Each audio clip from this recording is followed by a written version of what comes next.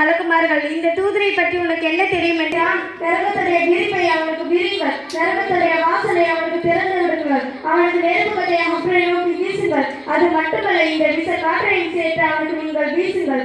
அல்லாஹ் அக்பர். எவ்வளவு ஆடம்பரமாக உலகத்திலே வாழ்ந்தால் முஸ்லிம்கள் இஸ்லாத்தை எடுத்து செல்லும் போது இவரெல்லாம் இஸ்லாத்தை முஸ்லிம்களுக்குரிய மார்க்கம், முஹம்மது நபி ஸல்லல்லாஹு அலைஹி வஸல்லம் அவர்கள் கொண்டு வந்த மார்க்கம் மக்காவாசிகளுக்குரிய மார்க்கம் என்று சொல்லி மார்க்கத்தை உதாசனப்படுத்தினான். திருக்குரான் விளங்கப்பட்டு திருக்குரான் படிக்க தூண்டும் பொழுதெல்லாம் முஸ்லிம்களுக்குரிய வேதம் என்று ஒதுக்கினான்.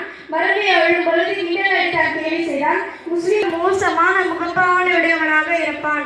அவனிடத்திலே துரோடை நாட்டம் அளிக்கக்கூடிய ஆடையோடு வருவான்.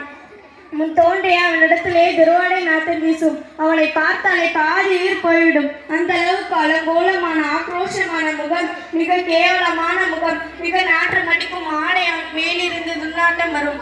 முஸ்லிம் என்ற நபி தொகுப்பில் ஒரு மனிதனுக்கு ஹப்ரில் விசாரணை செய்யப்பட்டு அவன் நல்லவனாக இருந்தால் காலையிலும் மாலையிலும் சொர்க்கத்திற்கு அழைத்து செல்லப்பட்டு கொண்டே இருப்பான்.